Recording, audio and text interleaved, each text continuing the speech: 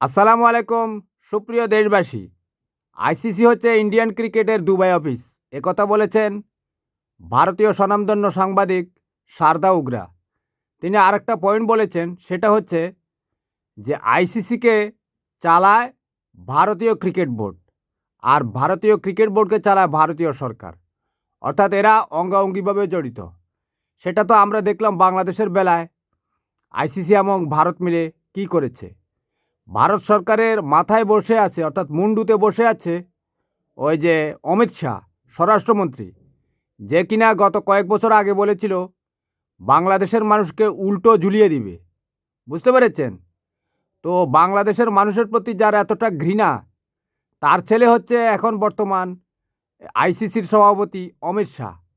তো এদের এই ঘৃণা ছড়িয়ে পড়েছে বাংলাদেশের ক্রিকেটে। বাংলাদেশের ক্রিকেটের জন্য আমার মনে হয় আরও বড় দুর্যোগ অপেক্ষা করছে। কারণ সামনে তাদের ওই কলকাতা সহ বিভিন্ন বা আসাম সহ বিভিন্ন জায়গার মধ্যে নির্বাচন রয়েছে। সে নির্বাচনের মধ্যে তারা বাংলাদেশ বিরোধী আরও অনেক প্রপাগান্ডা চালাবে। এর একমাত্র কারণ হচ্ছে বাংলাদেশের মানুষ ধর্মীয়ভাবে কিন্তু মুসলমান। এটা আপনাদেরকে মনে রাখতে হবে।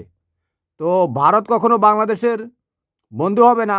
ভারত হয়তো এই দেশে কিছু তাদের যে এজেন্ট আছে তাদের বন্ধু। মূলত তারা বাংলাদেশের মানুষকে তাদের প্রতিপক্ষ মনে করে।